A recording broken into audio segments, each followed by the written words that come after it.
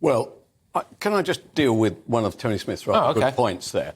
First of all, do you realise the way that this audience, the numbers are going? We're 50 or 60,000 at the end of this year. Do you know what that represents in terms of our towns?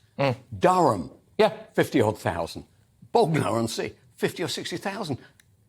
How are we supposed to cope with these kinds of numbers? We can't even cope. Currently, everybody's shouting out we're poor because of inflation and because of energy.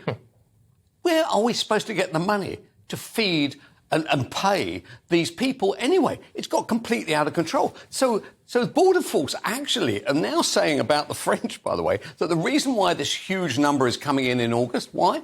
Because in France, the police officers go on holiday, right? And therefore, there is nobody there actually now to actually police these coastal towns, which is a load of cobblers, because what happened to the other 20,000 when it was the rest of the year, right? Between now... no, because what happened there, Kelvin, is they were on their lunch break. They were on their lunch break, and then there was a nice baguette, and there was a bit of time, wasn't there, earlier in the year, but of course they were on strike then. They were. Absolutely. But, no, seriously, you're right, we'd have to rebuild like the city of Milton Keynes.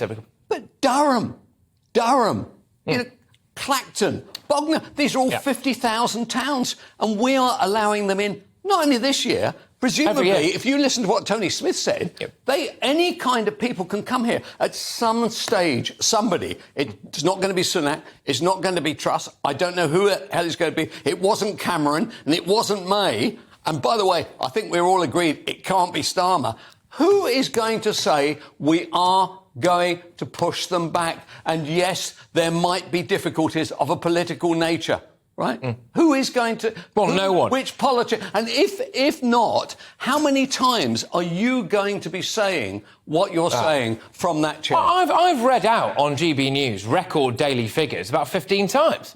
I've been sat here doing this and I've read it out. Today's a record day in the Channel. Today's a record day in the Channel. You could clip that bit of me saying that and just play it over and over again every day. Have you come across any politician or anybody who has had a solution to which either you agree with or thought, that's not a bad point? I mean, what would Tony Smith's answer be? What would your answer be? Until somebody says, I have an answer and it has a penalty to us, something rather horrible might happen, right? Supposing it did happen, how would we deal with that?